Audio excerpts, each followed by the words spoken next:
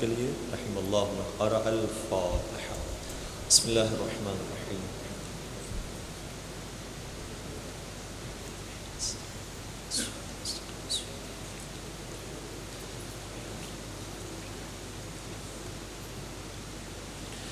باواز بلند درود پڑھ دیجیے محمد و آل محمد۔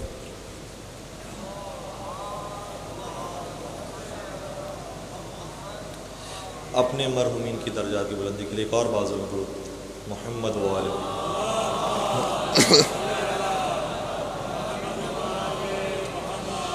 اعوذ باللہ من الشیطان الرجیم، بسم اللہ الرحمن الرحیم، الحمد للہ رب العالمین، والصلاة والسلام علی اشرف الانبیاء والمرسلین، حبیب الہ العالمین، سیدنا و مولانا ابی القاسم محمد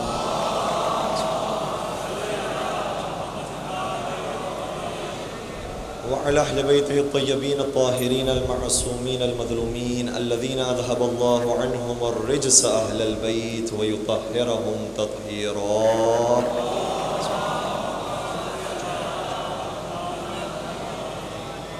ولعنة الله على أعدائهم أجمعين، أما بعد فقد قال الله تبارك وتعالى في محكم كتابه المجيد وفرقانه الحميد، بسم الله الرحمن الرحيم، ثم أورثنا الكتاب الذين اصطفينا من عبادنا فمنهم ظالم لنفسه ومنهم مقتصد ومنهم سابق بالخيرات بإذن الله، ذلك هو الفضل الكبير۔ درود پڑھ دیجئے محمد و آل محمد۔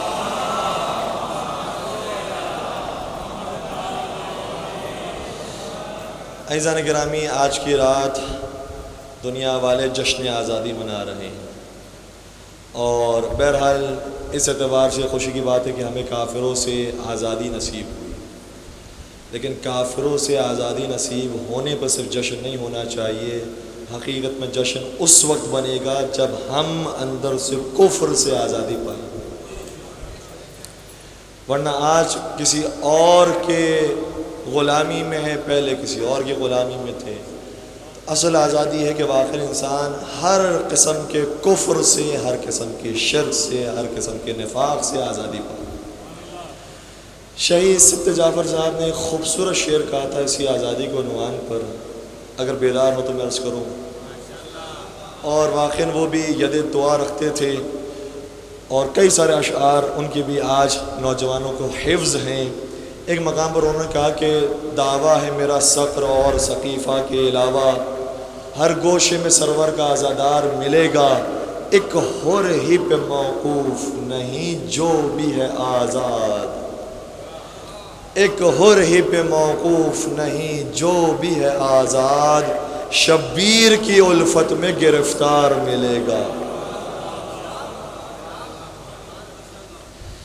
تو ہم بھی آزادی منا رہے ہیں، لیکن ہم اس وقت آزادی مناتے ہیں کہ جب محمد و آل محمد سے وابستہ ہو جائیں، کیونکہ یہ آزادی وہ ہے جو خواہشات نفسانی سے آزادی ہے، یہ کفر سے آزادی ہے، شرک سے آزادی ہے، اور ہمارے رب کے مولا آقا حضرت سرکار سید الشہداء امام حسین علیہ الصلوۃ والسلام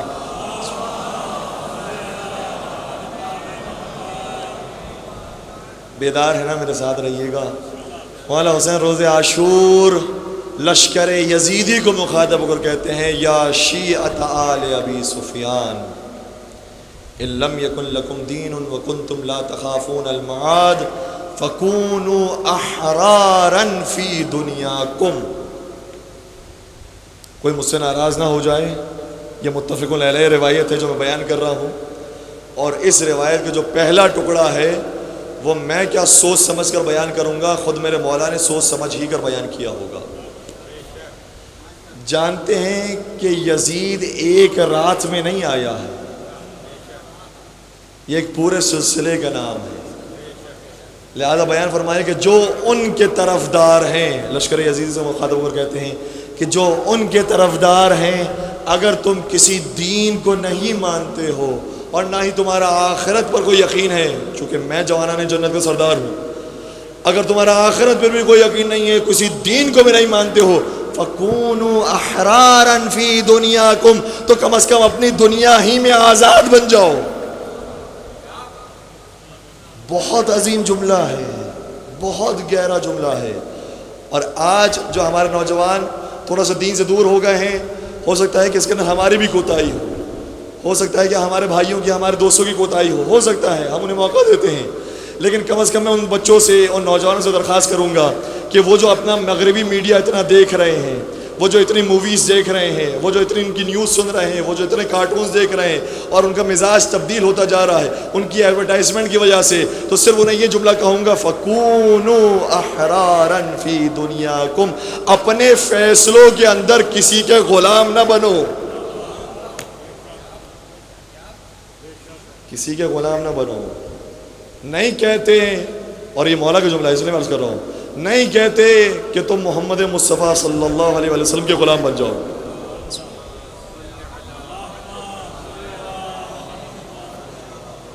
یہ بات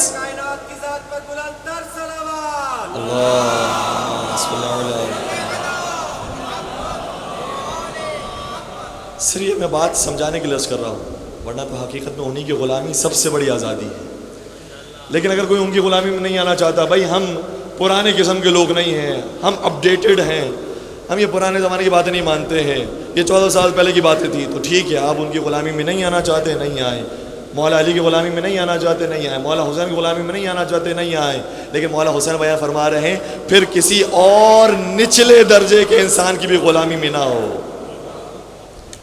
آزاد بن کر جیو. اور آزاد بن کر جینے کا کیا مطلب ہے؟ جو تمہاری عقل اور منطق کہہ رہی ہے کم از کم اسی کے مطابق عمل کر لو، اپنی خواہشات نفسانی کے مطابق عمل نہ کرو. جو تمہاری فطرت کی آواز ہے، عقل کی آواز ہے، ضمیر کی آواز ہے، بس اسی کے مطابق عمل کر لو.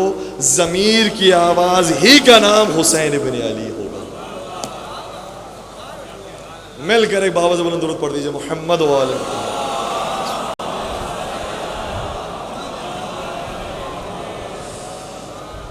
ہمارا موضوع عظمت اہل بیت اور سیرت اہل بیت کے عنوان پر جاری ساری ہے، اور کل کی گفتگو کے اندر عبادت اہل بیت پر ہم نے گفتگو کرنے کی کوشش کی تھی. ہے میرے ساتھ؟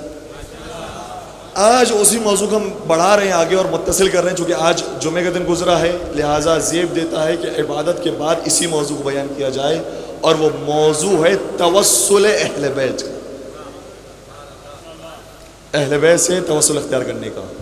اور عجیب بات یہ ہے کہ ہمارے درمیان بھی کچھ ایسے لوگ پیدا ہو گئے ہیں جو کہتے ہیں کہ کیا کبھی امام نے بھی یا علی کہا تھا؟ ایسے لوگ ہمارے درمیان پیدا ہو گئے ہیں. اور میں واقعاً آپ تمام دل سوز افراد سے، خیرخواہ افراد سے درخواست کروں گا کہ اپنے نوجوانوں کو چیک کیجئے کہ وہ کن محفلوں میں بیٹھتے ہیں، وہ کن مدرسوں میں جاتے ہیں، کہ کہیں قرآن کے خلاف وہ بات بیان نہ کرنے والے ہوں، حدیث سے خلاف بیان نہ کرنے والے ہوں. میں آپ کی خدمت میں حضرت امام محمد باقر علیہ الصلوۃ والسلام کی بات پیش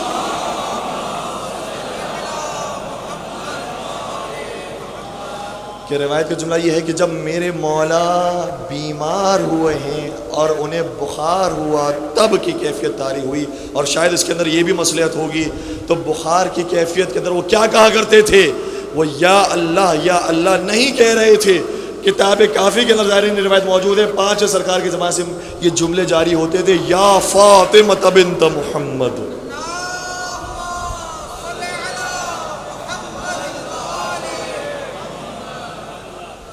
فاطمہ زہرا سلام اللہ علیہ کو یاد کیا جاتا تھا. اور پھر ہمارے آپ کے چھڑے سرکار حضرت امام جعفر صادق علیہ الصلوۃ والسلام یہ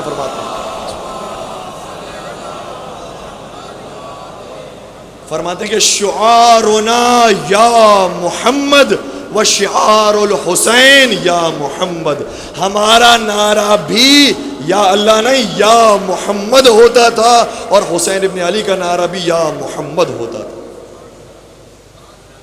اور ہمارے نوجوان آ کر یہ سوال کر رہے ہیں کہ مولانا بتائیے کہیں پر کوئی ہمارے امام نے بھی یا محمد کہا ہے، یا علی کہا ہے، یا فاطمہ کہا ہے؟ پوری دعائے توسل پڑھ لیجئے، یا وجیہن عند اللہ اشفع لنا عند اللہ.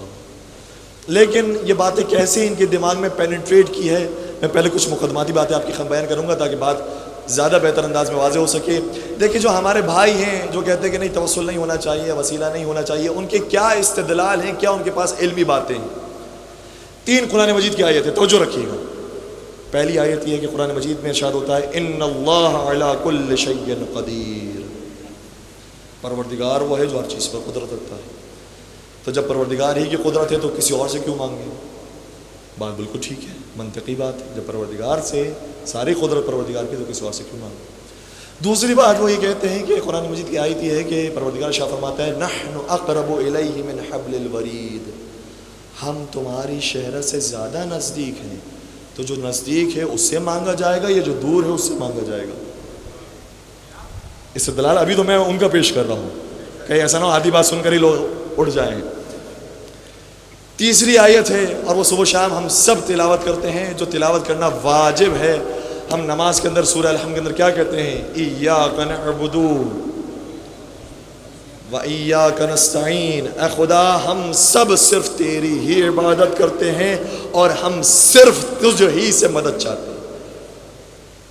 صحیح ہے، یہ بات بھی قرآن مجید کے اندر موجود ہے، لیکن بات یہ ہے عزیزو کہ قرآن مجید کو صرف ایک حصے کو پڑھ کر نتیجہ نہیں نکالنا چاہیے، یہ خالق کا کلام ہے، اس لیے اگر اس کے اندر ایک جگہ پر ایک بات موجود ہے تو دوسری جگہ دوسری بات بھی موجود ہے، اور ان دونوں باتوں میں کبھی تضاد نظر نہیں آئے گا۔ توجہ رکھیے گا، میرے ساتھ تھوڑا تھوڑا سا بولتے رہیے گا۔ شاید میں کوئی آج آ کر بات کروں، کل آ کر میں اسی کا نقص کر دوں، ہو سکتا ہے کہ میری بات کے اندر کمزوری پائی جاتی ہو، میں غیر معصوم ہوں، میری کوئی اوقات نہیں ہے، میں آج کوئی بات کہوں، ایک سال کے بعد کوئی اور بات کہوں۔ کوئی ادیب ہے، کوئی کتاب لکھتا ہے، اچھی کتاب لکھی ہے، لیکن کچھ صفحوں پر جو بات لکھی تھی اسی کی بات برخلاف آگے جا کر صفحوں پر لکھ دی۔ تو عام انسان تو یہ غلطی کر سکتا ہے، لیکن جو عقل کا بنانے والا ہے، جو عصمت کا بنانے والا ہے، وہ خالق رب العزت کبھی یہ غلطی نہیں کر سکتا ہے۔ میرے ساتھ ساتھ ساتھ چل رہے ہیں؟ لہٰذا ہمیں پورے قرآن کو دیکھ کر پھر نتیجہ نکالنا ہوگا، قرآن کی ایک بات سے ہم نتیجہ نہیں نکال سکتے۔ بچوں کے لیے بات آسان میں کر دوں، فرض کیجئے کہ ایک ماں ہے، اپنے بچوں کو کہتی ہے کہ خبردار کسی اور سے نہیں مانگنا، کچھ نہیں مانگنا کسی اور سے، جو مانگنا ہو مجھ سے مانگنا۔ میری بے عزتی ہو جاتی ہے، تم دوسروں سے مانگتے ہو، کیا میں موجود نہیں ہوں؟ مانگنا ہو تو مجھ سے مانگنا ہے میرے ساتھ۔ چاکلیٹ چاہیے ہو تو کس سے مانگنا؟ مجھ سے مانگنا۔ کچھ دنوں کے بعد بیٹے نے غلطی کر دی، پھر کسی اور سے مانگنے بیٹھ گیا۔ ماں نے کہا خبردار میں نے کیا کہا تھا، دوسروں سے نہیں مانگا کرو، کس سے مانگا کرو؟ مجھ سے مانگا کرو۔ کچھ دنوں کے بعد اس بچے نے اپنے باپ سے مانگا، توجہ رکھیے گا، تو ماں نے بڑی شاباش دی، کہا ہاں اپنے باپ سے مانگتے ہیں۔ کچھ پہنچ گئے، میں کچھ کو پہنچاتا ہوں۔ ہاں اپنے باپ سے مانگنا چاہیے، اپنے باپ سے مانگا کرو، مجھ سے مانگا کرو، اپنے بڑے بھائی سے مانگا کرو، اپنی بڑی بہن سے مانگا کرو، لیکن دوسروں سے نہیں مانگا کرو۔ یہ کیا ہو گیا؟ پہلے تک تو ماں یہ کہہ رہی تھی کسی اور سے نہیں مانگنا سوائے مجھ سے، اور آج جب وہ باپ سے مانگ رہا ہے تو ماں بڑی داد دے رہی ہے کہ بہت اچھا کام کیا، اپنے باپ سے مانگا کرو، مجھ سے مانگا کرو، اپنے گھر والوں سے مانگا کرو، لیکن دوسروں سے نہ مانگو۔ اس کا مطلب کیا ہوا کہ جو پہلی بات ماں نے کی تھی، دوسری بات میں اس کی وضاحت موجود ہے۔ کوئی پہلی بات کو لے کر نہ بیٹھ جائے کہ اس کا مطلب ماں کے علاوہ کسی اور سے نہیں مانگا جا سکتا۔ اگر کوئی ماں ہی کے مقام پر ہو یا ماں پسند کرتی ہو کہ اس سے بھی مانگا جائے، تو پھر مانگنے میں کوئی قباحت نہیں ہے۔ تو ٹھیک ہے، ہم یہی کہتے ہیں ایاک نعبد و ایاک نستعین، اے پروردگار ہم صرف تجھ ہی سے مانگتے ہیں، لیکن وہ خدا جس سے ہم مانگ رہے ہیں ذرا اس کی بات بھی تو سنیں قرآن کریم کے اندر کہ وہی خدا ارشاد فرما رہا ہے یا ایھا الذین آمنوا اتقوا اللہ وابتغوا الیہ الوسیلہ، اے صاحبان ایمان اللہ کا تقوی اختیار کرو اور اس تک پہنچنے کے لیے کوئی وسیلہ تلاش کرو۔ تو مجھے کہنے دیجئے کہ خدا کے بنائے ہوئے وسیلوں سے مانگنا گویا ایسا ہی ہے جیسے خدا سے مانگنا۔ تھوڑا سا ساتھ دیجئے گا میرا تاکہ لگے کہ بات پہنچ رہی ہے، زبردستی کے سبحان اللہ نہیں ہو رہی۔ مل کر ایک درود پڑھ دیجئے محمد و آل محمد۔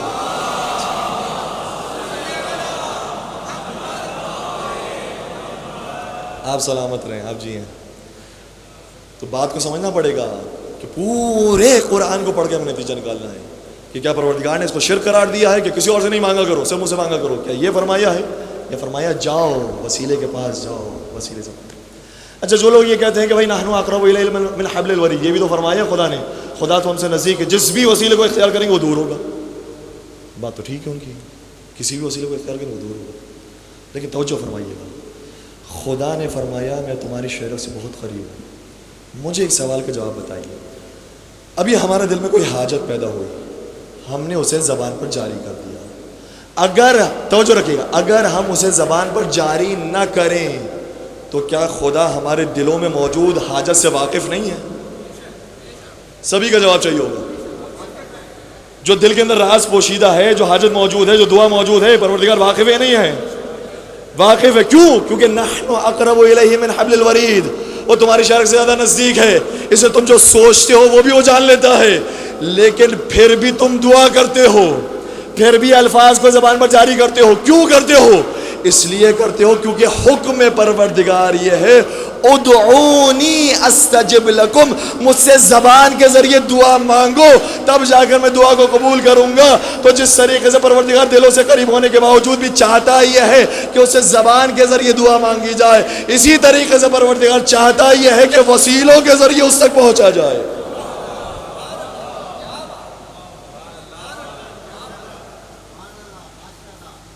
صرف میری ذمہ داری نہیں ہے کہ میں درود و سلام کے ثواب میں حاصل شریک ہو جاؤں، تھوڑا سا آپ بھی شریک ہو جائیں گے.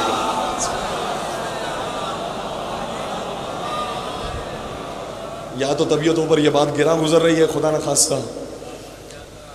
بھائی میں تو اپنی طرف سے کوئی بات نہیں کر رہا، قرآن مجید کی آیتیں پیش کرنے کی کوشش کر رہا ہوں کہ جو بڑی عقلی باتیں کرتے ہیں کہ بھائی جس سے ہی مانگو گے بڑا دور ہوگا، تو زبان بھی دور ہے، الفاظ بھی دور ہے، دل سب سے زیادہ قریب ہے. دل میں لے کر آ جائے یہ دعا کافی ہے، زبان سے کہنے کی کیا ضرورت ہے. کسی ایک مفتی کا بھی تاریخ اسلام میں یہ فتویٰ نہیں آیا ہے کہ زبان سے دعا نہیں مانگا کرو، دل کی کافی ہوتی ہے. تاریخ کے کسی بھی چھوٹے سے چھوٹے عالم نے بھی بیان نہیں کیا کہ دل میں دعا آ جائے بس وہ کافی ہوتی ہے، زبان سے کہنے کی ضرورت نہیں ہے. کیوں؟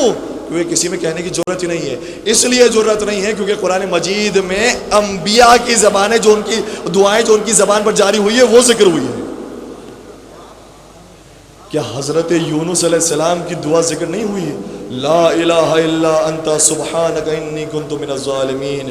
شکم ماہی کے اندر موجود تھے لیکن اس کے باوجود زبان سے کہہ رہے تھے. کیا پروردگار جانتا نہیں تھا کہ جناب یونس علیہ السلام کے دل کی کیفیت کیا ہے؟ لیکن جانتے تھے کہ زبان سے کہنا اور ہے، دل میں آنا اور ہے. اسی طرح سے بغیر وسیلے کے مانگنا اور ہے اور حکم پروردگار کے مطابق وسیلے کے ساتھ مانگنا اور ہے.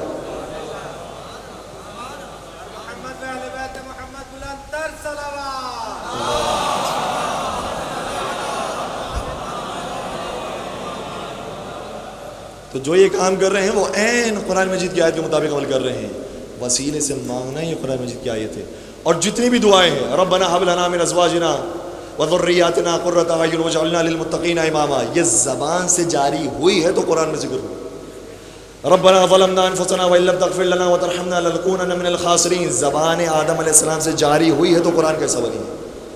آدم علیہ السلام کہنے کی کیا ضرورت ہے؟ پروردگار دلوں کے حال سے واقف ہے. نحن اقرب الیہ من حبل الورید. لیکن آدم علیہ السلام بھی جواب دیں گے ذرا حکم پروردگار بھی تو دیکھو. تو اس کا مطلب یہ ہوا کہ اب میں نتیجہ دینے جا رہا ہوں. اس کا مطلب یہ ہوا کہ کبھی کبھار ہمارے لوگ بھی ذرا جذباتی ہو جاتے ہیں اور بات آگے کر جاتے ہیں، کہتے ہیں کہ وسیلہ ایک عقلی حکم ہے. غلطی ہم سے یہاں پر ہوتی ہے جب ہم یہ کہتے ہیں کہ وسیلہ ایک عقلی حکم ہے. عقلی حکم یہ ہے کہ صرف پروردگار سے مانگا جائے. پروردگار پوری طاقت رکھتا ہے، پوری قدرت رکھتا ہے، سارا علم، ساری حکمت، ساری فضیلت پروردگار کے لیے ہے. صرف پروردگار سے مانگنا چاہیے، صرف پروردگار ہی کو پکارنا چاہیے. عقل یہ کہتی ہے، لیکن جس پروردگار کو مانگنے کا عقل کہتی ہے اسی پروردگار کا حکم یہ ہے کہ دعا زبان پر جاری کرو، اور اسی پروردگار کا حکم یہ ہے کہ مجھ تک پہنچنے کے لیے وسیلہ تلاش کرو.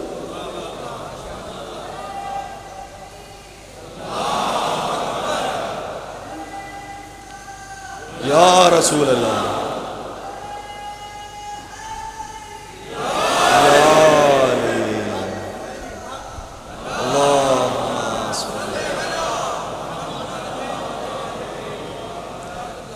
اور بات کو میں اور آسان کر دوں.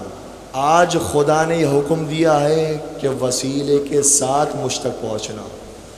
کل خدا یہ حکم دے کہ خبردار کوئی وسیلہ نہیں ہونا چاہیے، صرف مجھ سے مانگنا، تو خدا کی قسم وسیلے سے مانگنا جائز نہیں ہوگا، کیونکہ حکم خدا آ گیا۔ لیکن کیا کریں، قرآن کی آیت ہے جو قیامت تک جاری رہے گی کہ ارشاد فرمایا ہمیشہ وسیلے کے ساتھ میرے پاس آیا کرو، وابتغوا الیہ الوسیلہ، وسیلہ تلاش کرو۔ اور اسی طریقے سے اگر پروردگار بیان فرما دے کہ کوئی دعا کی ضرورت نہیں ہے، جو تمہارے دل میں آئے گا میں اس خیال سے واقف ہوں، مجھ سے مانگنے کی ضرورت نہیں ہے، میں تمہارا محتاج نہیں ہوں، تمہارے الفاظ کا محتاج نہیں ہوں، اللہ الصمد، میں بے نیاز ہوں، تمہاری کسی لفظ کی مجھے ضرورت نہیں ہے، تو حکم پروردگار یہ ہوگا کہ ہم سب خاموش ہو جائیں۔ یہ ہے حکم پروردگار۔ لیکن کیا کریں، حکم پروردگار ابھی ہمارے سامنے یہ ہے کہ وسیلہ تلاش کریں، تو ہم حکم پروردگار کے مطابق وسیلہ تلاش کریں گے۔ وسیلہ بنانے والے اور ہیں، وسیلوں کو تلاش کرنے والے اور ہیں۔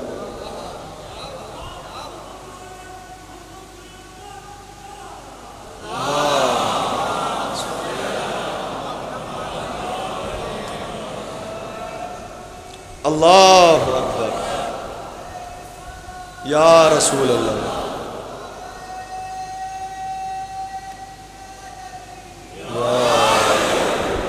ایک اور بلندر صلوات پڑھ دیجیے محمد علیہ۔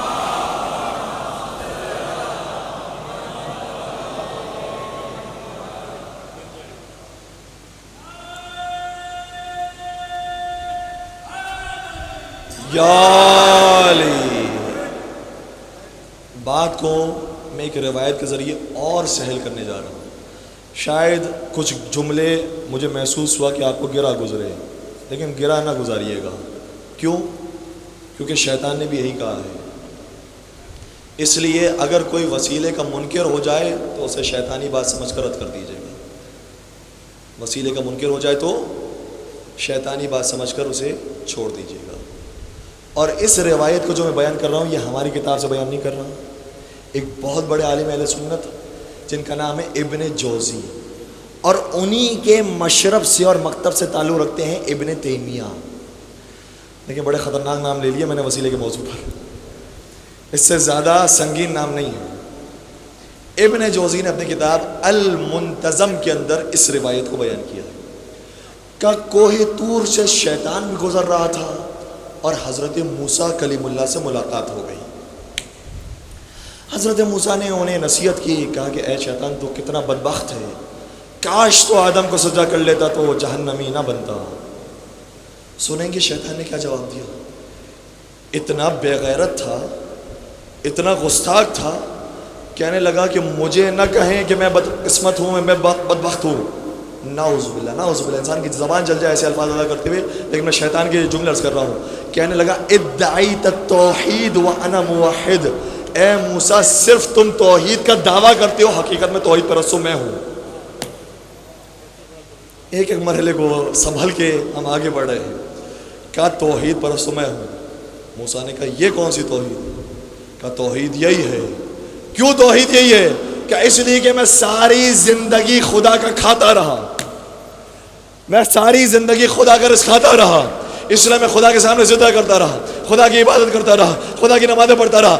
ایک دن پروردگار نے مجھ سے یہ کہا کہ غیر خدا کو سجدہ کرو، تو میں نے کہا خدا سجدہ صرف تجھے ہوگا۔ خاموش ہو گئے۔ کوئی شیطان کی توحید کو ماننے والا تو نہیں ہے۔ سجدہ صرف تجھے ہوگا، آدم تو غیر خدا ہے، میں کیوں غیر خدا کو سجدہ کروں؟ صرف سجدہ تجھے ہوگا، یہ میری توحید ہے۔ اور موسیٰ آپ کی توحید کیا ہے؟ آپ کی توحید یہ ہے کہ آپ نے ایک مرتبہ پروردگار سے درخواست کی، پروردگارا تو اپنا جلوہ دکھا، پروردگارا تو اپنا آئینہ دکھا، پروردگارا تو اپنا نور دکھا۔ تو پروردگار کی طرف سے آواز آئی اے موسیٰ کوہ طور کو دیکھو۔ تو آپ بجائے اس کے کہ خدا سے کہتے خدا میں غیر خدا کو نہیں دیکھنا چاہتا، میں تو خدا کو دیکھنا چاہتا ہوں، لیکن آپ کوہ طور کو دیکھنے بیٹھ گئے، تو آپ سے زیادہ توحید پرست میں ہوا۔ میں نے کہا خدا میں تیرے علاوہ کسی اور کو سجدہ نہیں کروں گا، اے خدا میں صرف یا اللہ اور کسی کو نہیں مانتا ہوں۔ تو اب واضح ہو گیا اس روایت سے کہ توحید دو طرح کی ہوتی ہے، ایک شیطان کی توحید ہے جو کہتا ہے صرف یا اللہ،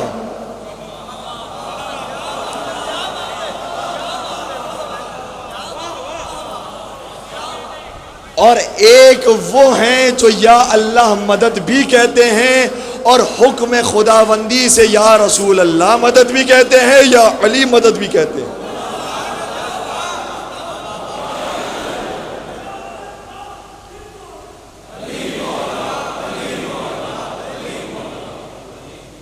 کوئی بھاری بات تو نہیں کہہ دی میں نے، جو بات کی ہے شیطان کی توحید آپ کی خدمت پیش کی ہے۔ اور جو صرف یا اللہ مدد کا، میں کسی پر فتویٰ نہیں لگانا چاہ رہا، ایسا نہ ہو کہ یہاں سے باہر نکلنے کے بعد ہم فتوے دینا بیٹھیں کہ ماشاءاللہ سے ہمارے ملک کے اندر شیطانوں کی تعداد بہت ہو گئی، کوئی یہ فتوے دینا نہیں بیٹھے۔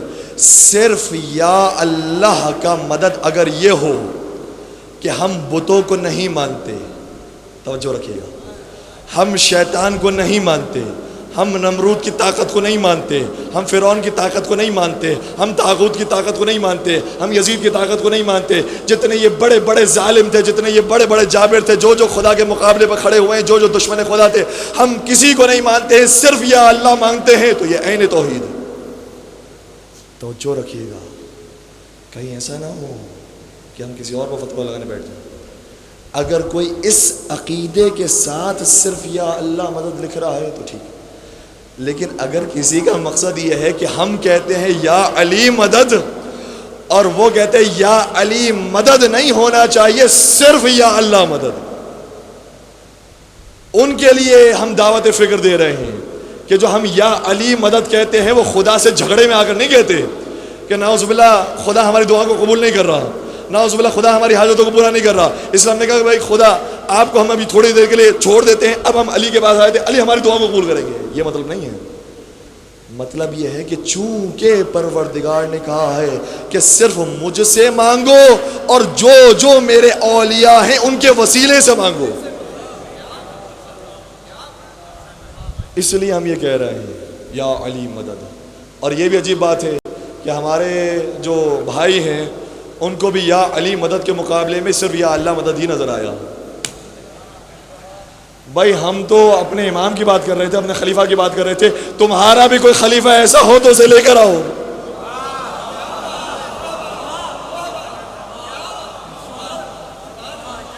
ہم تو کہہ رہے ہیں یا علی مدد، یا رسول اللہ مدد، اور آپ نے کہا یا اللہ، یا علی مدد، یا رسول اللہ مدد، اور آپ نے کہا یا اللہ مدد۔ تو ہم نے کب جھگڑا کیا یا اللہ مدد کے اوپر؟ لیکن بات یہ ہے کہ ان کے علاوہ ان کے پاس کوئی اور ذات ہے ہی نہیں علی کا مقابلہ کرنے کے لیے سوائے اللہ کے۔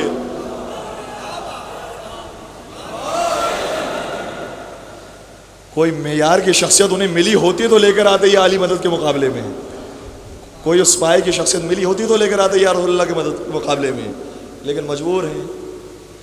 تو دعوت فکر ہے سبھی کے لیے کہ دیکھیں ہم کوئی عقلی دلائل سے ہی بات نہیں مانتے، قرآن کے اندر موجود ہے، حکم پروردگار ہے کہ وسیلے سے مانگو، اس لیے وسیلے سے مانگو۔ اور پھر وسیلے سے کس کس نے مانگا ہے؟ اللہ اکبر۔ بلکہ مجھے یہ کہنا چاہیے کس کس نے نہیں مانگا ہے۔ جب برادران یوسف سے بھی غلطی ہو گئی تھی، حضرت یوسف علیہ السلام کو کنویں میں پھینک دیا تھا، اور حضرت یعقوب علیہ السلام کو پتہ چل گیا کہ حضرت یوسف علیہ السلام زندہ ہیں، تو ان سارے بھائیوں نے آ کر توبہ کی ہے۔ تو توبہ کیسے کی؟ قرآن کی آیت ہے، توجہ رکھیے گا۔ قرآن میں یہ نہیں کہ انہوں نے آ کر یہ کہا پروردگار ہم تجھ سے توبہ مانگتے ہیں، بلکہ سورہ یوسف کی آیت نمبر 97 کو چیک کیجئے گا، ان کے جملے موجود ہیں۔ قالو یا ابانا استغفر لنا ذنوبنا، اے ہمارے بابا جان آپ ہمارے گناہوں کے لیے استغفار کر دیجئے۔ تو کوئی جائے مفتی اور انہیں جا کر بتائے بھائی کسی بھی غیر خدا سے مانگنا یہ شرک ہو جاتا ہے، اس لیے غیر خدا سے نہیں مانگا کرو، صرف اللہ سے مانگا کرو۔ لیکن عجیب بات یہ ہو گئی کہ یہاں انہوں نے کہا بابا جان ہماری مغفرت کر دیجئے، وہاں قرآن کی دوسری آیت آ گئی سوف استغفر لکم، ان قریب میں تمہارے لیے استغفار کروں گا۔ تو آپ کا فتویٰ صرف برادران یوسف پر نہیں لگے گا، حضرت یعقوب تک جائے گا کہ گناہ ان کے تھے لیکن استغفار جناب یعقوب کر رہے ہیں۔ بس یہی ہم بھی کہتے ہیں جب ہم روضہ حسین پر پہنچتے تو کہتے ہیں یا وجیہن عند اللہ اشفع لنا عند اللہ، اے وہ چہرہ جو پروردگار کے نزدیک محترم و مکرم ہے، آپ ہماری شفاعت پروردگار کے حضور کر دیجئے۔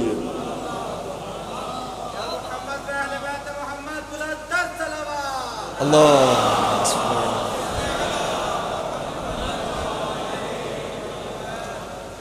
بات پہنچ رہی ہے سبھی تک؟ یہ ایک آیت ہے، اس سے کچھ آیت اور پہلے چلے جائیے، سورہ یوسفی کی ہم بات کر رہے ہیں، آیت نمبر 93 ارشاد ہوتا ہے جب حضرت یعقوب علیہ السلام کی بینائی چلی گئی، وَابْيَضَّتْ عَيْنَاهُ مِنَ الْحُزْنِ، غم کے مارے اتنا روئے کہ آنکھوں کی بینائی چلے گئی، تو پھر حضرت یوسف نے کیا کام کیا؟ توجہ رکھیے گا، حضرت یوسف نے کیا کام کیا؟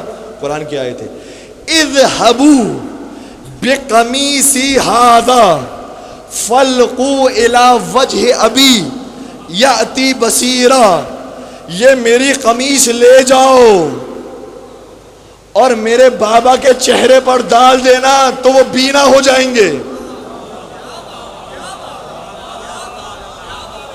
اب تک تو ہم یہ سمجھ رہے تھے کہ وسیلہ ہوتا ہے تو خود ذات انبیاء کا ہوتا ہے، خود شخصیت انبیاء کا وسیلہ ہوتا ہے، لیکن قرآن کی اس آیت نے بتایا کہ صرف ذات انبیاء شفا نہیں دیتی، جو چیز ان سے منسوب ہو جائے وہ بھی شفا دے دیتی ہے۔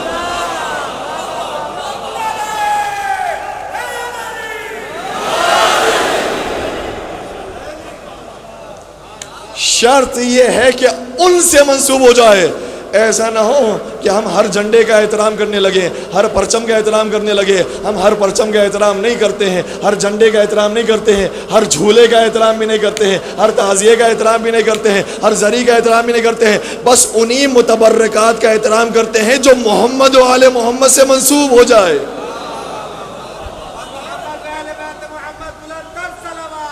اللہ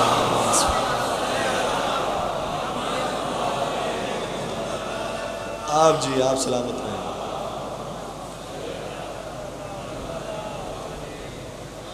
اور یہ تو میں ابھی حضرت یعقوب حضرت یوسف کی داستان آپ کی خدمت بیان کرنے لگا، اور جو سب سے بڑا نبی ہے، جو خاتم النبیین ہے، ان کے بارے میں قرآن نے کیا کہا؟ تھوڑا سا تیز جانا چاہ رہا ہوں، میرا ساتھ دیجیے گا۔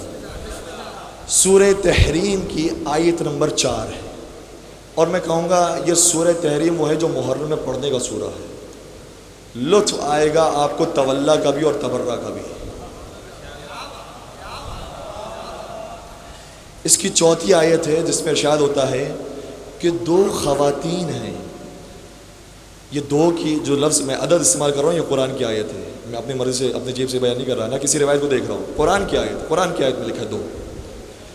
یہ 2 خواتین وہ ہیں جو آپ کی ازواج ہیں۔ میں کیا کروں؟ قرآن کی آیت ہے، میں اپنے باپ کا کلام تو نہیں پڑھ رہا، میں تو خالق کا کلام پڑھ رہا ہوں۔ قرآن کی آیت یہ ہے کہ 2 خواتین ہیں، اور پھر آگے چل کے ان کے لیے مثال بھی بیان کی گئی کہ ان کی مثال ایسے ہی ہے کہ جیسے حضرت نوح علیہ السلام کی زوجہ اور حضرت لوط علیہ السلام کی زوجہ۔ آیت پڑھ دوں آپ کی خدمت میں۔ ضرب اللہ مثلا للذین کفروا امرأۃ نوح وامرأۃ لوط کانتا تحت عبدین من عبادنا الصالحین فخانتاهما فلم یغنی عنہما من اللہ شیئا وقیل ادخلا النار مع الداخلین۔ پروردگار 2 ازواج کے بارے میں مثال بیان کرتا ہے۔ کس کی زوجہ کی مثال بیان ہو رہی ہے؟ حضرت نوح علیہ السلام کی زوجہ کی مثال، حضرت لوط علیہ السلام کی زوجہ کی مثال۔ یہ دونوں ازواج کیسی تھی؟ اے پروردگار تو بتا، ہم کیا بیان کریں گے؟ لوگ تو ہمارے منکر ہو جائیں گے، اے پروردگار تو خود قرآن میں بیان کر دے ان کی ہستی کیسی تھی، ان کی تعریف کیا تھی۔ خود پروردگار نے بیان کیا، کانتا تحت عبدین من عبادنا الصالحین، یہ دونوں خواتین وہ تھی جو ہمارے نیک بندے کے ماتحت تھی۔ فخانتاہما، لیکن ان دونوں نے اپنے شوہروں سے خیانت کی۔ خاموش ہو گئے؟ کیا چاہتے ہیں ایف آئی آر مجھ پہ کٹے؟ میں قرآن کی آیت پڑھ رہا ہوں، میں قرآن کی آیت پڑھنے میں تو کوئی پابندی نہیں ہے۔ فخانتاہما فلم یغنی عنہما من اللہ شیئا، اور پروردگار بیان فرماتا ہے کہ ان کو کوئی بھی چیز پروردگار سے بے نیاز نہیں کر سکتی۔ وقیل ادخلوا النار مع الداخلین، پروردگار یہ حکم دے گا کہ تم جہنم میں جانے والوں کے ساتھ جہنم میں چلے جاؤ۔ کتنی سخت اور کیسے ایتھکس بیان کیے جا رہے ہیں اس آیت کے اندر۔ قانون سب کے لیے ایک ہے، اصول سب کے لیے ایک ہے۔ اس لیے یہ دو خواتین تھیں جن کی بات قرآن مجید میں کی ہے۔ یہ دونوں کون ہیں؟ اب آپ کی نظریں تو مجھے ایسے دیکھ رہی جیسے میں نام بتانے والا ہوں۔ یہ وہ ہیں جن کی بات بیان ہو رہی ہے۔ ان تظاہر علیہ، اگر یہ دو خواتین آپس میں متحد ہو جائیں اور آپ کو اذیت پہنچائیں، فَإِنَّ اللَّهَ هُوَ مَوْلَاهُ وَجِبْرِيلُ وَصَالِحُ الْمُؤْمِنِينَ وَالْمَلَائِكَةُ بَعْدَ ذَلِكَ ظَهِيرًا۔ پروردگار یہ ارشاد فرماتا ہے کہ اگر وہ دونوں متحد ہو گئے ہیں اور آپ کو تکلیف پہنچانا چاہتے ہیں تو آپ پریشان نہ ہوئیے، اللہ بھی آپ کا مولا ہے۔ اللہ صرف مولا نہیں، اور کون مولا ہے؟ اللہ بھی آپ کا مولا ہے، جبرائیل بھی آپ کے مولا ہے، اور صالح المومنین یعنی امیر المومنین بھی آپ کے مولا ہے۔ تو اگر یا اللہ کافی ہوتا، کیا پروردگار نہیں جانتا کہ اللہ کافی ہے؟ لیکن پروردگار بتانا چاہتا ہے کہ میرے علاوہ اور کون کون ہے جن سے مدد مانگنی ہے، لہذا صرف اپنا نام نہیں لیا، بیان فرمایا فَإِنَّ اللَّهَ هُوَ مَوْلَاهُ، پروردگار بھی ان کا مولا ہے اور جبرائیل بھی مولا ہے اور امیر المومنین علی ابن ابی طالب علیہ السلام بھی مولا ہے۔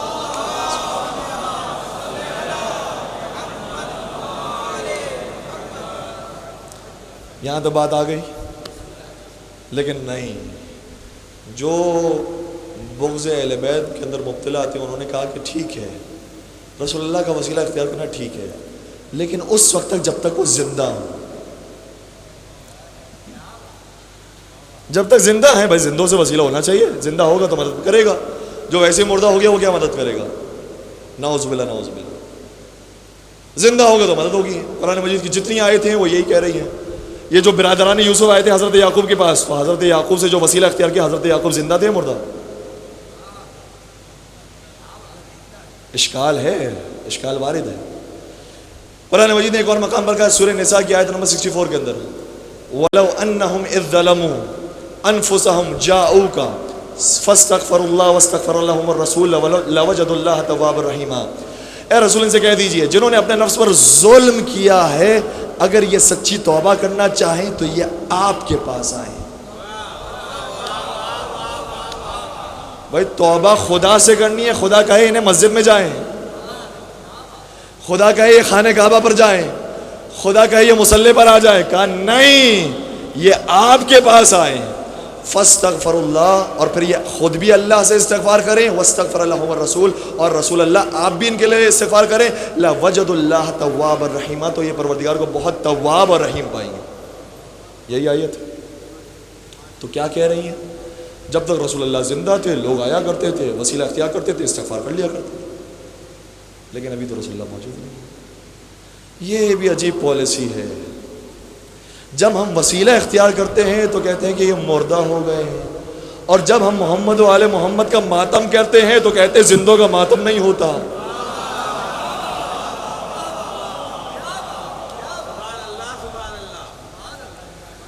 بھائی ایک بات کہیں، یا زندہ ہیں یا مردہ ہیں، اگر زندوں کا ماتم نہیں ہوتا تو انہی زندوں سے تو وسیلہ اختیار کر رہے ہیں۔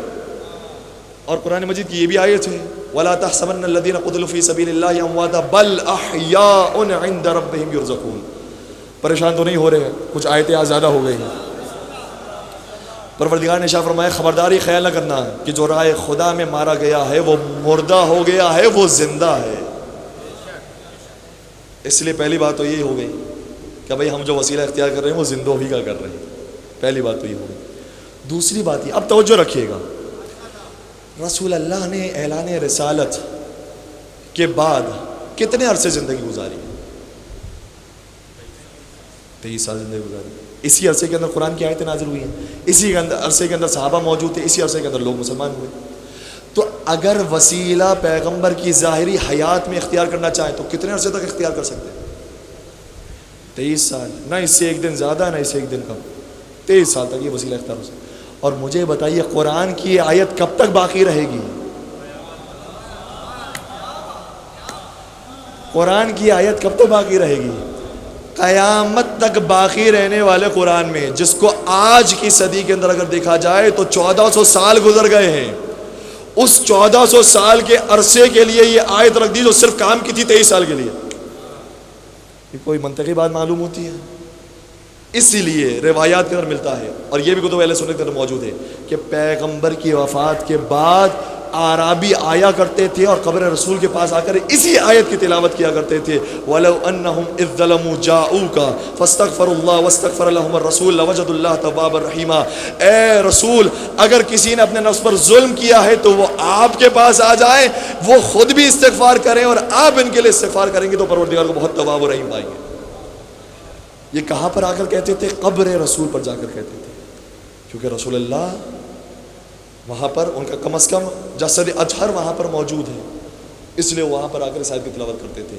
تو صحابہ کرام تو جانتے تھے کہ یہ آیت وہ ہے جو بعد وفات رسول کے لیے بھی آئی ہے۔ پہلی بات یہ ہو۔ دوسری بات ہے میرے ساتھ، وسیلے کی جتنی بھی آیتیں ہیں، پوری گارنٹی، پوری ذمہ داری سے عرض کر رہا ہوں، وسیلے کی جتنی بھی آیتیں ہیں، کسی بھی ایک آیت کے اندر بھی وسیلے کی ایکسپائری ڈیٹ ذکر نہیں ہے۔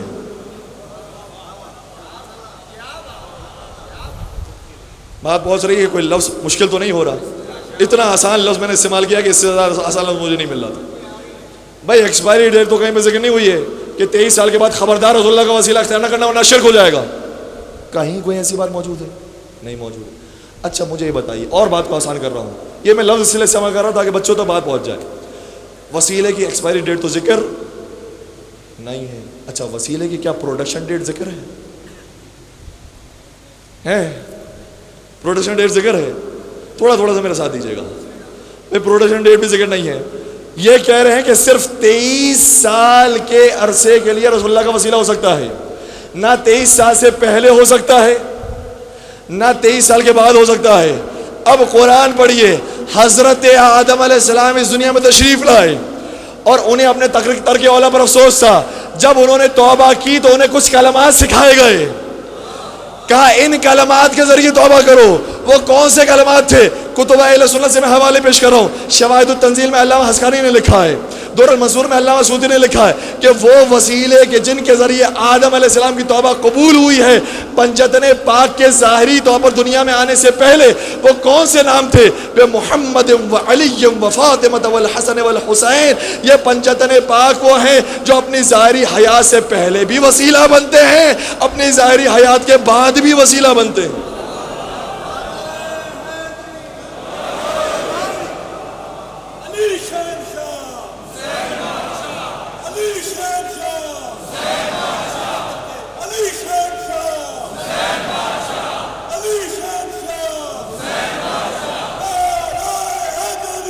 یا علی یا علی یا علی مدد۔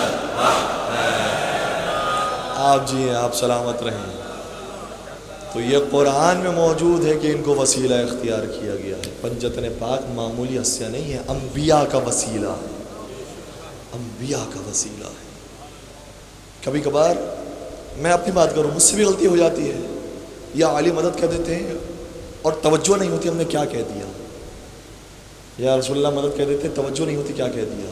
یہ بہت پاک متبرک نام ہے، بہت عظیم نام ہے۔ اور میں نے روایت کا جملہ آپ کی خدمت میں بیان نہیں کیا شاید، یا مجھے غلط فہمی ہو رہی ہے کہ امام سعدی نے بیان فرمایا تھا کہ شعارنا،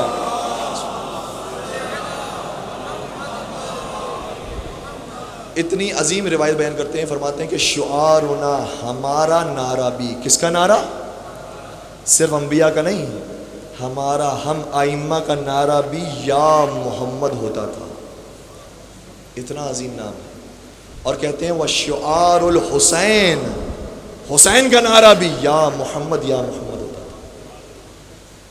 جہاں ہم یا علی کہتے ہیں، یا علی اپنے مقام پر بالکل ٹھیک ہے، یا محمد بھی ٹھیک ہے۔ اور کیوں مولا حسین یا محمد کہتے تھے؟ اس لیے، معاف کیجیے گا، اس لیے کیونکہ یہ مولا علی کے صرف دشمن نہیں تھے، یہ تو یہ چاہتے تھے کہ اذان سے محمد رسول اللہ بھی نکال دیں۔ اس لیے نواسے رسول نے یا محمد کا نعرہ بھی بلند کیا ہے، یا محمد کا۔ تو ایک بات تو یہ ہوگی کہ قرآن کی کسی آیت کے اندر نہ پروڈکشن ڈیٹ موجود ہے نہ ایکسپائری ڈیٹ موجود ہے، اس لیے وسیلہ اختیار کیا جا سکتا ہے۔ دوسری بات، روایات بھی کہتی ہے، اور یہ میرا قول نہیں ہے، تاریخ طبری، بہت پرانی کتاب، بہت معتبر کتاب تاریخ کی، تاریخ طبری، اس میں صحابہ کا عمل بیان ہو رہا ہے۔ صحابہ کیا کرتے تھے؟ صحابہ رضوان اللہ تعالی یہ بیان کرتے ہیں کہ کرتے تھے کہ جب جنگ ہوا کرتی تھی کافروں کے ساتھ، پیغمبر کی وفات کے بعد جنگ ہو رہی ہے کافروں کے ساتھ، تو ان کا نعرہ کیا ہوتا تھا؟ جو صرف یا اللہ کہتے ہیں نا، وہ توجہ سے سنیے گا اس روایت کو، کہ صحابہ کرام کا نعرہ کیا ہوتا تھا۔ تاریخ طبری کے الفاظ یہ ہیں، وَكَانَ شِعَارُهُمْ يَوْمَئِذٍ يَا مُحَمَّدًا۔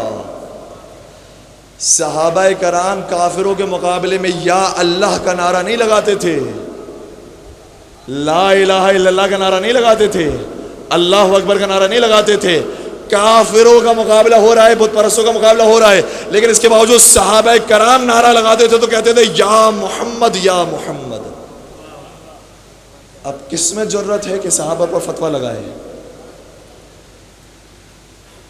ہمارے یا علی کہنے پر اگر کسی کو اعتراض ہے تو صحابہ یا محمد بھی کہا کرتے تھے، اور ہم بھی یا علی بھی کہتے ہیں یا محمد بھی کہتے ہیں۔ واقعی دامن وقت میں گنجائش نہیں، میں بار بار گھڑی کی طرف نظر کر رہا ہوں کہ باتیں بہت سی ہیں اور میرے زبان پر آ رہی ہے، لیکن اس لیے بیان نہیں کر رہا کہ سوئیاں بہت تیزی سے آگے بڑھ رہی ہیں۔ صرف ایک روایت بیان کرو زحمت کو تمام، کتاب کافی کے اندر روایت موجود ہے۔ ہمارے آپ کے پاس سرکار حضرت امام محمد باقر علیہ السلام فرماتے ہیں،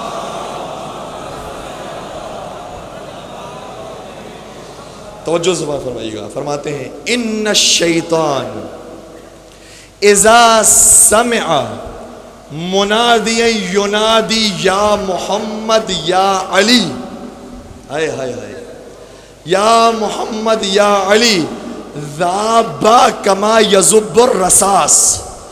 فرمایا جب شیطان کسی کو یہ کہتا ہوا سنتا ہے نا، کہ کوئی کہتا ہے یا محمد یا علی، تو ایسے پگھل جاتا ہے جیسے سیسا پگھل جاتا ہے۔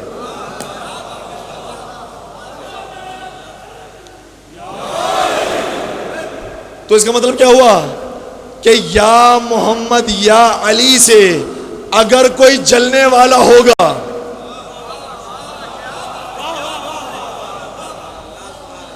بھائی شیطان جل کر ہی پگھلے گا نا، بغیر جلے تو نہیں پگھل سکتا، سیسے کی طرح پگھل جاتا ہے۔ تو اگر کوئی یا محمد اور یا علی سے جل جاتا ہے تو وہ سب کچھ ہو سکتا ہے، لیکن بندہ رحمان نہیں ہو سکتا۔ اور اس آیت اور اس روایت کے مطابق جو امام باقر نے بیان کی، جو یا محمد اور یا علی سنے اور پھر اس کا چہرہ بگڑ جائے، اسے شیطان کہا کرو۔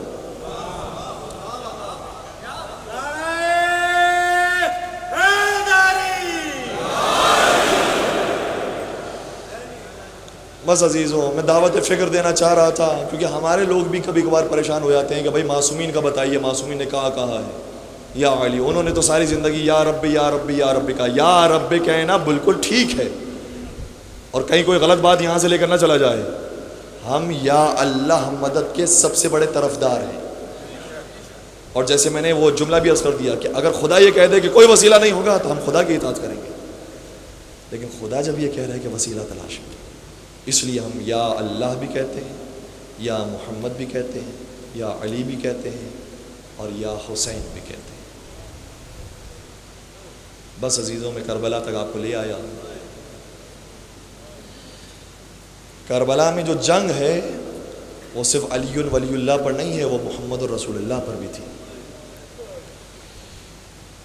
اور ان متبرک ہستیوں میں سے ایک ہستی وہ تھی کہ جن کا نام رہ گیا، اور مجھے بہت افسوس ہو رہا ہے کہ میں ان کے بارے میں بیان نہیں کر پایا، دامن وقت میں گنجائش نہ ہونے کی وجہ سے، لیکن کم از کم حق بنتا ہے کہ ایک جملہ تو آپ سنتے جائیے کہ نام فاطمہ زہرا سلام اللہ علیہا یہ اکسیر اعظم ہے۔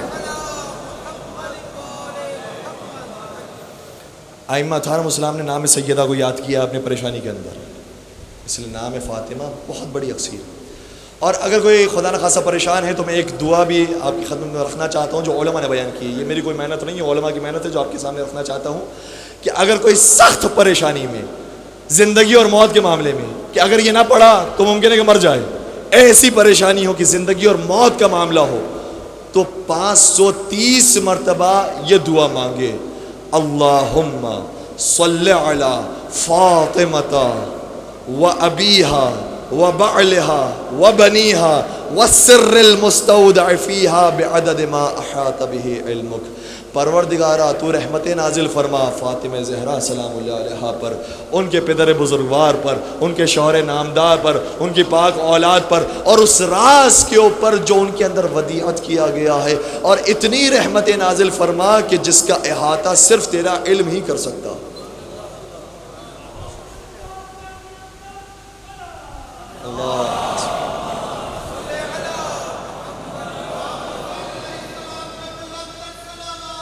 اللہ اس لیے 530 مرتبہ اس دعا کو پڑھا کریں۔ اور اگر کوئی عام پریشانی ہو، کسی کا ویزا نہیں لگ رہا ہے، بہت سے لوگوں نے ہم سے کہا، خیر وہ 14 اگست میں کہنے والی بات تو نہیں ہے، لیکن بہرحال لوگ ویزا اپلائی کیے ہوئے ہیں، ویزا نہیں لگ رہا۔ اگر ویزا نہ لگ رہا ہو، اگر اولاد کی پریشانی ہو، اولاد نافرمان ہو رہی ہو، یا شادی کا مسئلہ ہو، امتحان میں کامیابی نہ ہو رہی ہو، امتحان میں کامیابی کے لیے یہ جو عمومی ہماری مشکلات ہیں، اگر اس کے لیے دعا مانگنا چاہیں اور یہی دعا مانگنا چاہیں تو پھر 135 مرتبہ پڑھا کریں۔ کم تعداد کر لیں، 135۔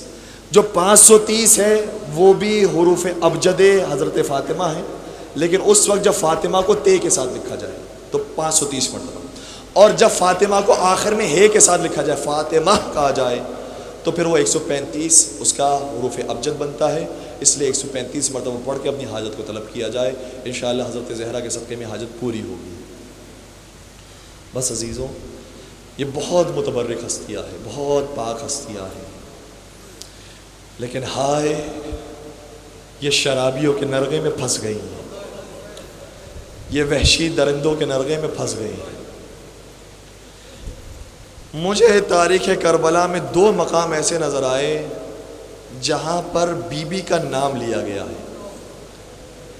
ایک مقام وہ ہے جب حر نے مولا حسین کے گھوڑے کی رکاب کو پکڑا تو مولا نے فرمایا تھا ثقلت کا امک یا حر، اے حر تیری ماں تیرے ماتم میں بیٹھے۔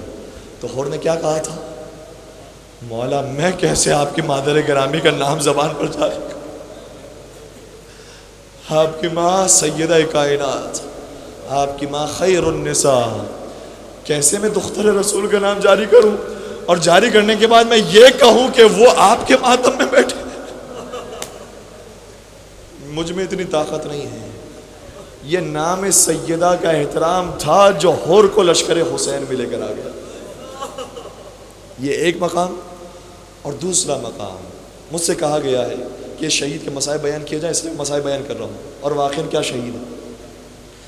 جب میرے مولا نے اپنے ایک سپاہی کو خط لکھا، جو صرف سپاہی نہیں ہے، میرے مولا کا دوست ہے، جو نام کا حقیق نہیں ہے، کام کا حبیب ہے، جو بلکہ حبیب خدا کا بھی حبیب ہے، جب اس کو خط لکھا تو کیا کہہ کر خط لکھا؟ اے حبیب ابن مظاہر، اے رجل فقی، میں تجھے خط لکھ رہا ہوں۔ اور کون خط لکھ رہا ہے؟ خط کے اندر نام لکھا تو بعض روایات کے مطابق خط میں اپنا نام اس طرح سے لکھا، کہا کہ میں خط لکھ رہا ہوں الحسین ابن فاطمہ،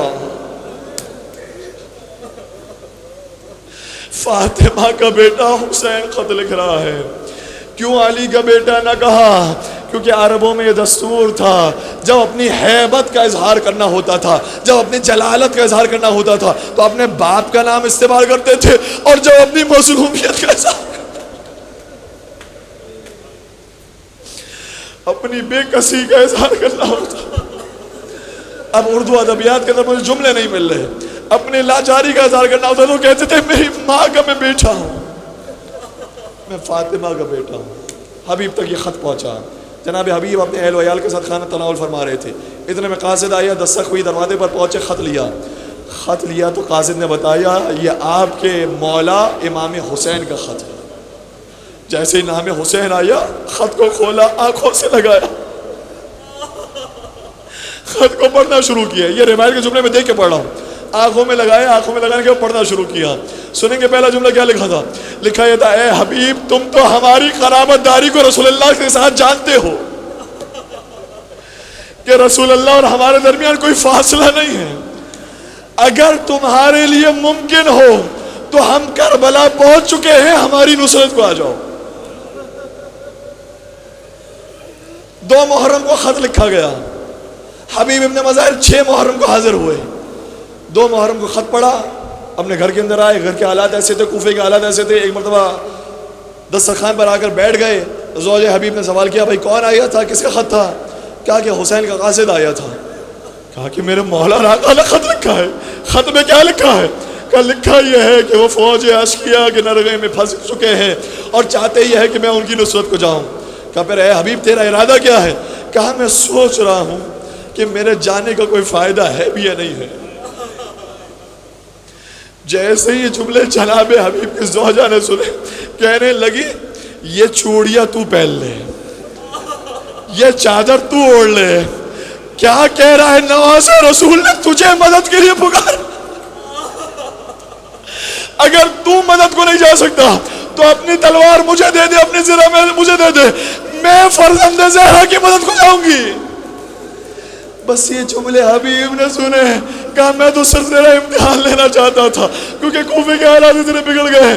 میں سوچ رہا تھا کہیں ایسا نہ ہو کہ تیرا بھی ارادہ تبدیل ہو گیا ہو، اس لیے میں نے تیرا امتحان لے لیا. خدا تجھے جزائے خیر دے. بس میں جانے کی تیاری کر رہا ہوں. ایک مرتبہ جانے لگے تو زوجہ حر نے ایک پیغام دیا. کہا اے حبیب جب مولا حسین کے پاس پہنچنا نا تو میرا سلام بھی میرے آقا کی خدمت.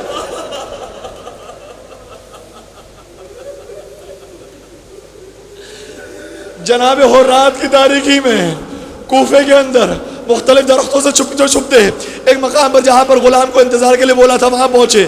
کیا دیکھا کہ غلام گھوڑے کے ساتھ محو گفتگو ہے اور کہہ رہا ہے رات بہت ڈل چکی ہے، اگر میرا آقا نہیں آیا کہ مولا حسین کی نصرت کو جائے تو آئے گھوڑے تو پریشان نہ ہونا، میں تجھ پر سوار ہو کر اپنے مولا کی نصرت کو جاؤں.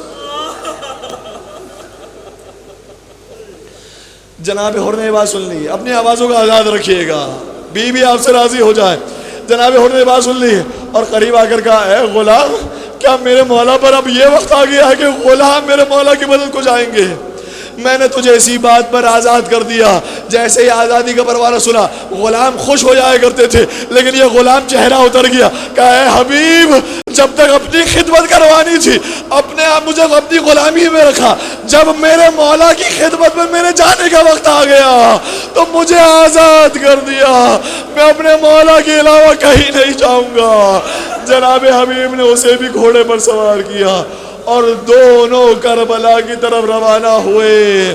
جیسے ہی حبیب کو آتے ہوئے دیکھا نعرہ تکبیر بلند ہوا، خوش آمدید کی آوازیں بلند ہوئی. حضرت عباس استقبال کے لیے آئے ہوں گے، حضرت علی اکبر استقبال کے لیے آئے ہوں گے اور سب نے آ کر سلام پیش کیا ہوگا. لیکن قیامت تو اس وقت ٹوٹ گئی جب حبیب خیموں کے قریب آئے تو جناب فضہ سلام لے کر آئے. کہا میری شہزادی نے آپ کو سلام کر.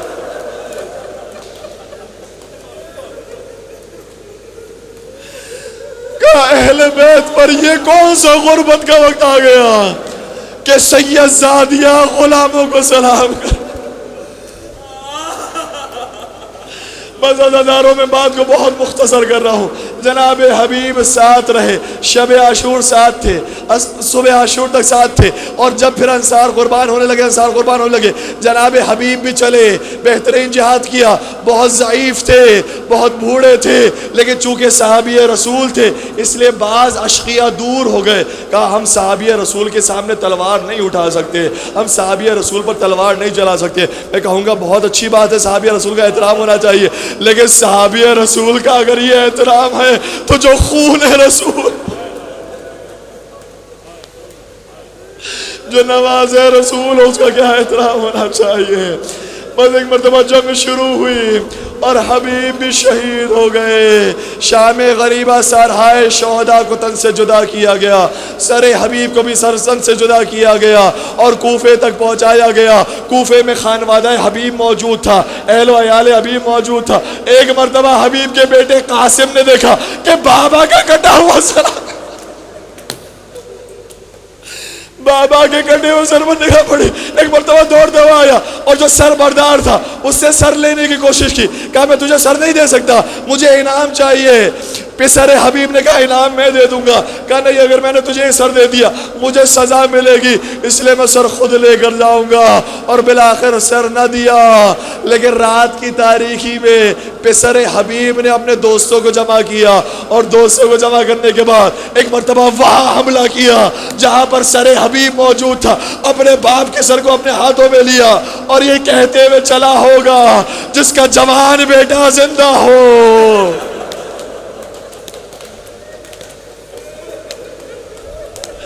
کس کی مجال ہے کہ اس کے باپ کا سر وہ لے کے پھرے. میرا دل یہ کہتا ہے اگر یہ آواز سید سجاد تک پہنچ جاتی تو سید سجاد کیسے برداشت کرتے کہ جوان بیٹا موجود ہے لیکن سر حسین کربلا سے کوفہ سے شام کے لیے روانہ ہے. بابا میں یا زنجیروں سے مجبور ہوں یا تقدیر الہی سے مجبور ہوں, ورنہ میں بھی پسر حبیب کی طرح اپنے بابا کا سر ضرور نوکے نیزہ سے اپنے ہاتھوں.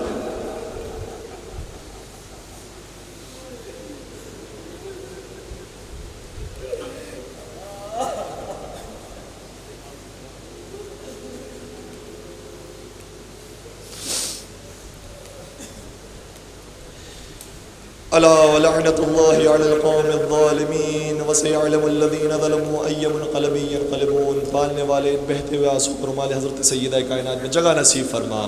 ان آنسو کے صدقے میں ہم سب کو کربلا معلیٰ کی زیارت نصیب فرما, شام کی زیارتوں سے مشرف فرما, اجر عمر کی سعادت نصیب فرما, تمام متبرک مقامات کی زیارت عطا فرما, پالنے والے فرش عذاب پر آنے والے تمام مومنین کی جائز شرعی حاجات کو پورا فرما, ہمارے بوڑھوں کو ہمارے ضعیفوں کو حبیب ابن مظاہر کا جذبہ عطا فرما, ہمارے جوانوں کو حضرت علی اکبر کا جذبہ عطا فرما, بے اولاد مومنین کو اولاد صالح نرینہ نصیب فرما, بے روزگار مومن کو روزگار عطا فرما, جو رزق کی پریشانی مبتلا ان کے لیے رزق حلال عطا فرما, اور تمام پریشانیوں کے حل کے لیے اپنی آخری حجت امام عصر و زمان کے ظہور میں تعجیل فرما, ہمیں ان کے اعوان و انصار عاشقین و محبین میں شمار فرما.